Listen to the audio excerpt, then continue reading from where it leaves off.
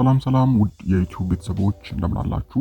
ዛሬ እንግዲህ በዚህ ቪዲዮ ላይ የምንመለከተው ስለ ዝንጅብል ነው። በተለይም እንግዲህ ዝንጅብልን መመገብ ወይም ደግሞ መጠቀም የሌለባችሁ ሰዎች እነማን ናቸው የሚለውን የምናየው ይሆናል። እንግዲህ ዝንጅብል በአጠቃላይ ለአብዛኞቹ ሰዎች ዘንድ ደህንነቱ የጠበቀና በርካታ የጤና ጥቅሞችን የሚሰጥ ቢሆንም አንዳንድ ግለሰቦች ግን ዝንጅብልን ሲጠቀሙ ጥንቃቄ ማድረግ ወይም ደግሞ ጨርሶ ማስወገድ ይኖርባቸዋል። እንግዲህ ዝንጅብልን በፍጹም እንዳይጠቀሙ ወይም ደግሞ በሕክምና ክትትል ወይም ቁጥጥር ስር በጥቂቱ እንዲጠቀሙ የሚመከሩ አንዳንድ ሰዎች አሉ። እናም እነዚህ እነማን ናቸው የሚለውን አንድ በአንድ የምናይ ይሆናል ማለት ነው።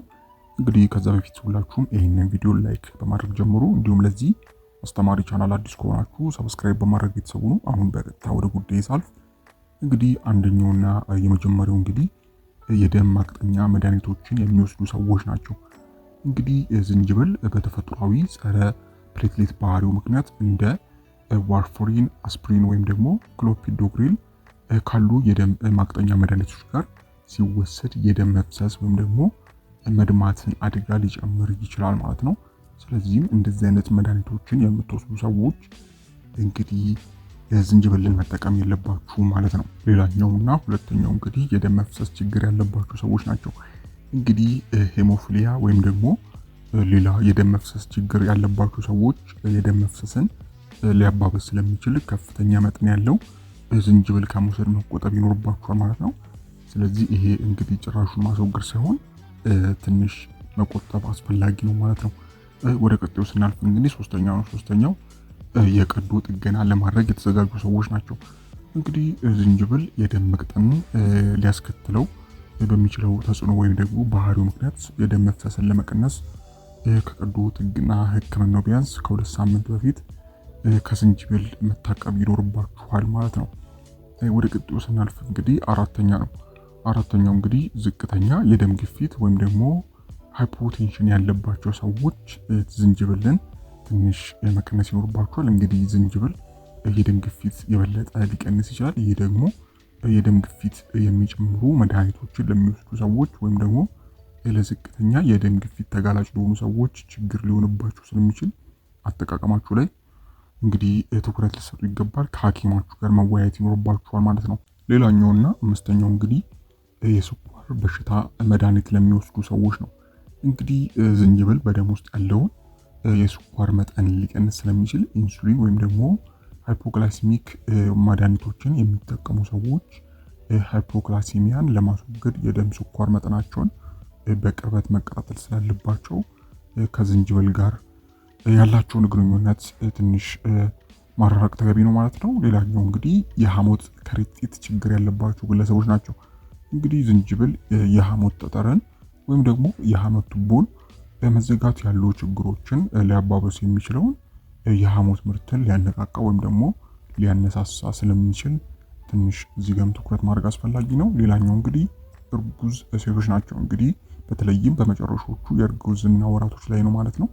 እንግዲህ አነስተኛ መጠን ያለው ዝንጅብል ለምሳሌ ምግብ ስትበሉ በመጠቀም በአጠቃላይ ደህንነቱ የተጠበቀ ቢሆንም ከፍተኛ መጠን ያለው ዝንጅብል በተለይ እንግዲህ ሰፕሊመንቶች የጽንስ መጨናገፍ ወይም ደግሞ መቋረጥን ወይም የማህፀን መጨማደድን አደጋ ሊጨምር ይችላል።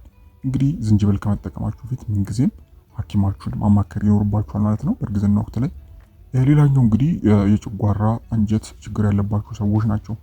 እንግዲህ ዝንጅብል የጨጓራ ግድግዳ ሽፋንን ሊያስቆጣ ወይም ደግሞ የጨጓራ በሽታ ቁስለት ወይም ደግሞ ከባድ ጂአርዲ ያለባቸው አንዳንድ ሰዎች ላይ የአሲድ ሪፍሌክሽናቸውን ሊያባብስ ይችላል። ስለዚህ ትንሽ ከጨጓራ ጋር ተያይዞ ያለባችሁ ሰዎች ዝንጅብልን መቀነስ ወይም ደግሞ ጭራሹኑ ከቻላችሁ ማስወገድ ይኖርባችኋል ማለት ነው።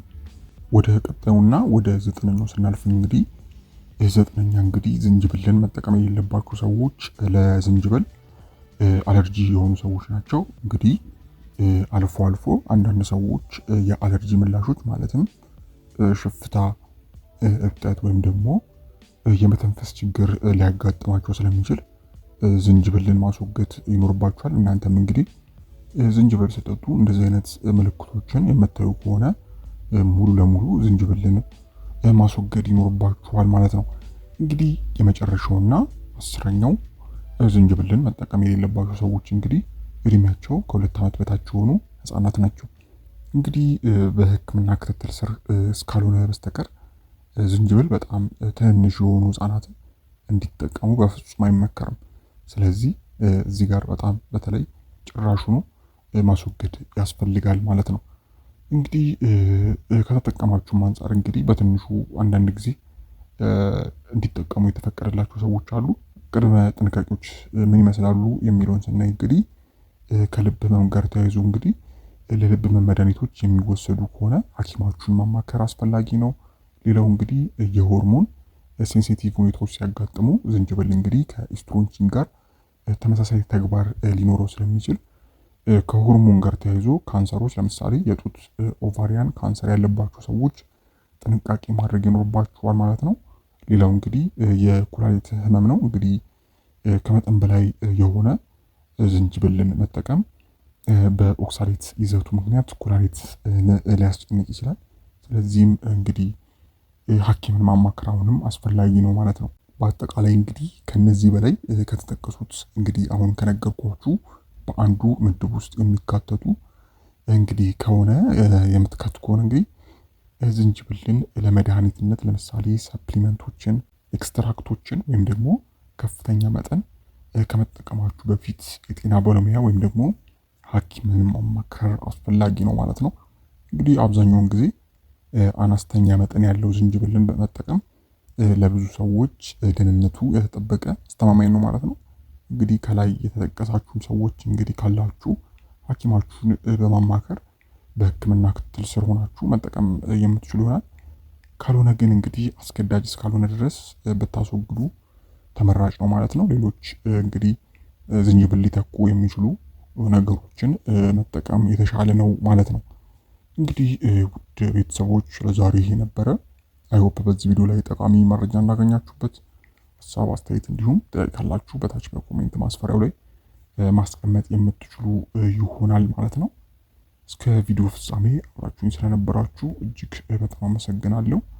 እንግዲህ ይህንን ቪዲዮ ላይክ እና ሼር በማድረግ ሌሎችንም አስተምሩ እላለሁ። እንግዲህ እስከ ቪዲዮ ፍጻሜ አብራችሁ ስለነበራችሁ በድጋሚ አመሰግናለሁ።